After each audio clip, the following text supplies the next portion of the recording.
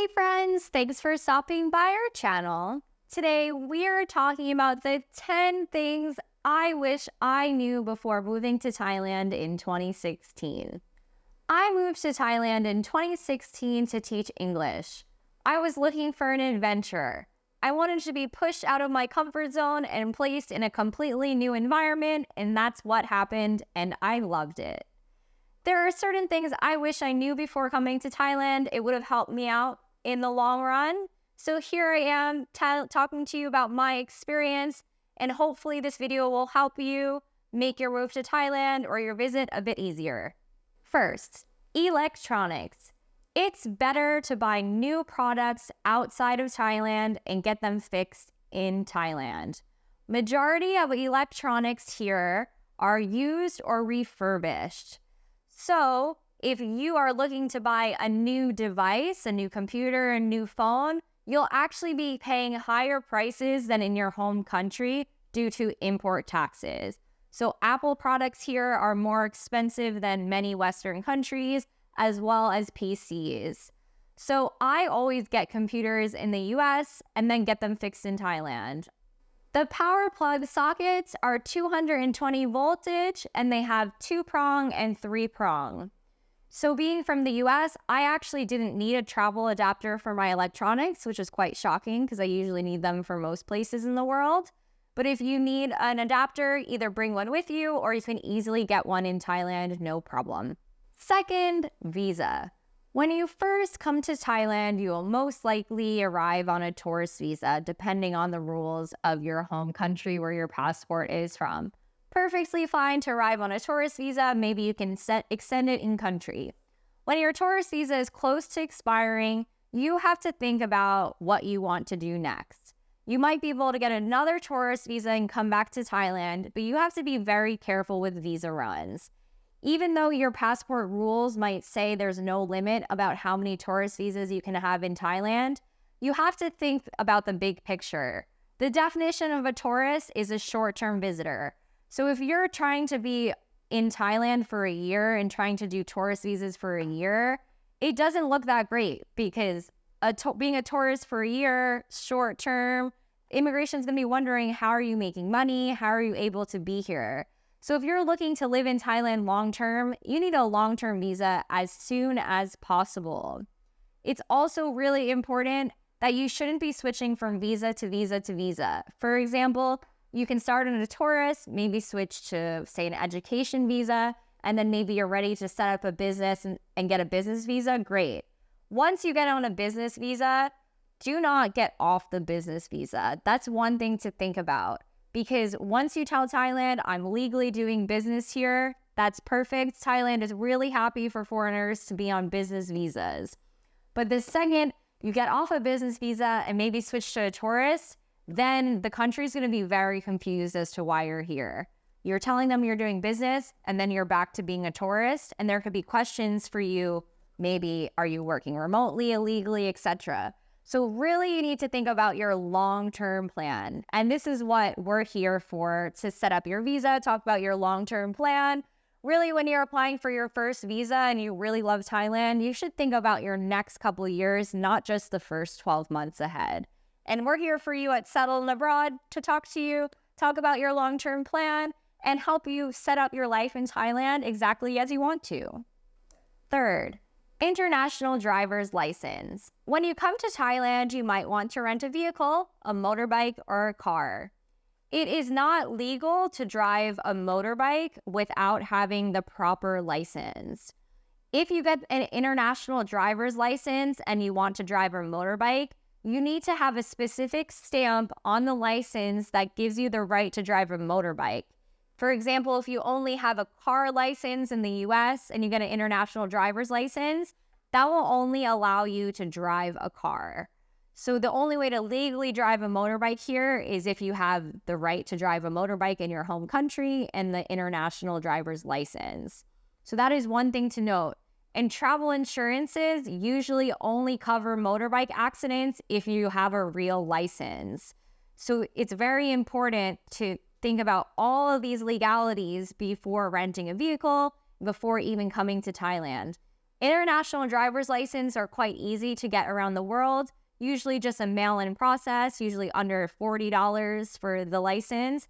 So even if you're not 100% sure you'll rent a car or a vehicle, it's not a bad idea to get one, and they last a couple years. Fourth, travel insurance that covers motorbike accidents. So I'm sure you've seen all online that many motorbike accidents happen in Thailand. They certainly do, but also it's the main transportation in this country. So that's how there's just, many accidents often on the news. But how to protect yourself if you want to drive a motorbike in Thailand is getting proper travel insurance. We suggest Safety Wing. Safety Wing is a fantastic travel insurance that covers accidents if you pay for the extra additional sports requirement. In your travel insurance that you book, be sure to read the fine print of what it covers. Most travel insurances can cover accidents, but it usually requires you paying an additional price. If it's only $5 or $10 more per month, pay it. It is worth it. There are way too many GoFundMes online about foreigners being in motorbike accidents who didn't have travel insurance, or they didn't realize it would cover them in motorbike accidents. Don't be that person. Get the right travel insurance, and please wear a helmet on a motorbike. It is not cool to not wear one. Like your brain, it's important. 5, clothing.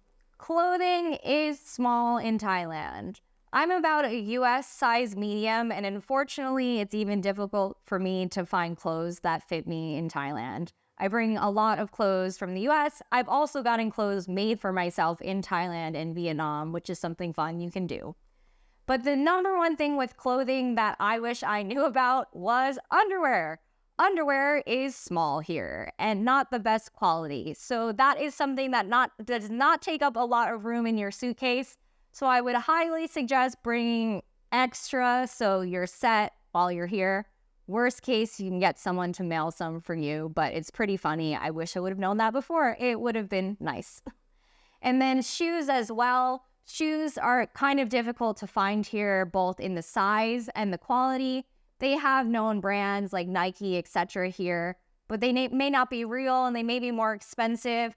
So you might want to bring some high quality shoes from your home country and have them here so you're set. The 6th, how amazing the fruit and vegetables are in Thailand. This was a nice surprise for me, so don't worry, you can be surprised about this as well. I knew Thailand was a tropical place and known for mangoes, papaya, durian, watermelon, everything, but nothing prepared me for how delicious it tastes until I tried it. Smoothies here are the best thing. Smoothies are about $1. I was living in New York City and you pay $12 for a smoothie, which is insane, and it doesn't even taste anything like they taste here. $1 and you get the best of the best. But the main thing about smoothies that I wish I would have known from day one of being here is that almost all of the time they add sugar to your smoothie. And the fruit is so fresh and sweet here, you do not need any additional sugar. So it's important to say that you don't want sugar in the smoothie. So I'll give you a short little Thai lesson right now. You can say, Mai Sai Nam Tang, or Mai Sai Nam Wan. That means don't put sugar or don't put sugar syrup in my drink. And they'll completely understand. So you really don't need sugar. The fruit's so good. 7, downloading apps.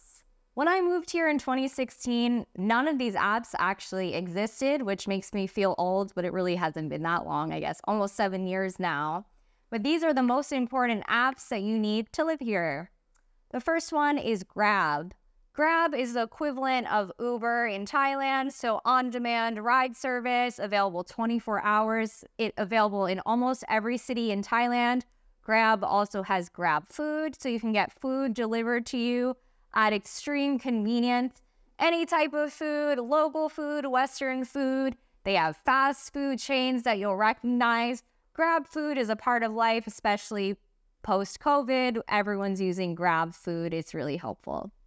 Tuk is another app. This is another food delivery and transport app. They're really good. They pay the drivers significantly higher than most other apps. They're a really nice corporate company. So I personally use Tuk when I can. It's the most popular in Chiang Mai, and I know they pay their drivers really well, and it's just a different service. So you have multiple delivery apps to choose from.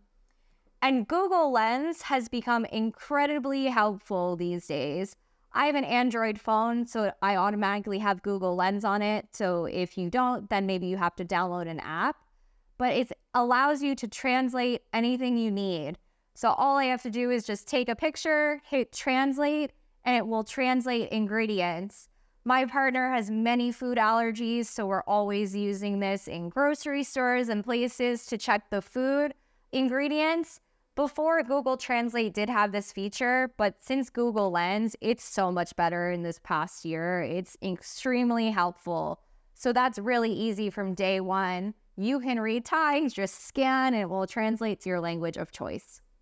9th, cash is king in Thailand.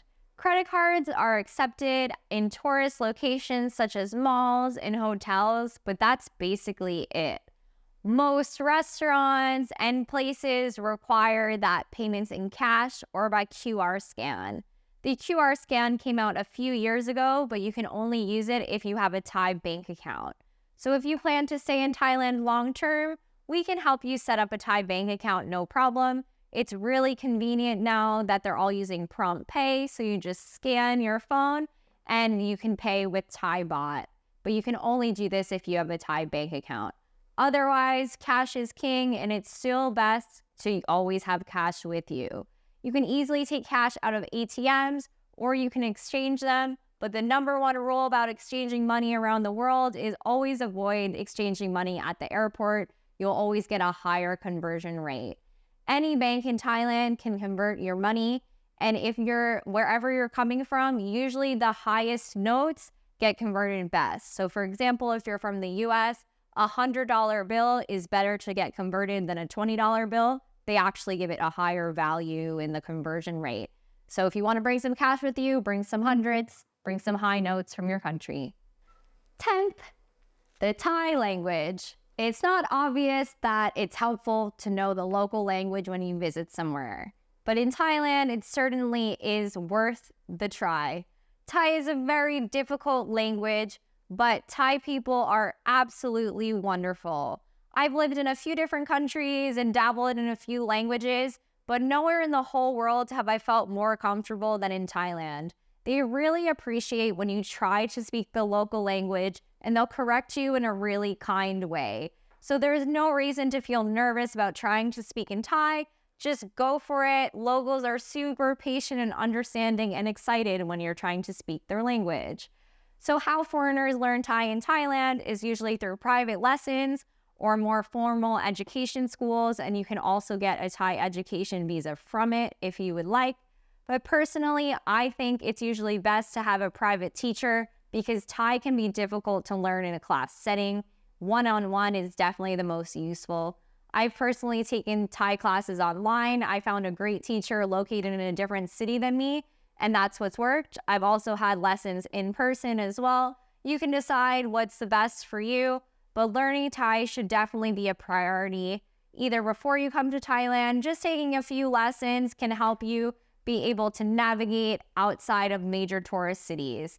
Yes, in major tourist cities like Bangkok, Phuket, Chiang Mai, all places in the south, they usually speak English, but having some knowledge of the local language can only benefit you. It's not 100% necessary, but you can see the benefits from it. So those are the 10 things I wish I knew before moving to Thailand.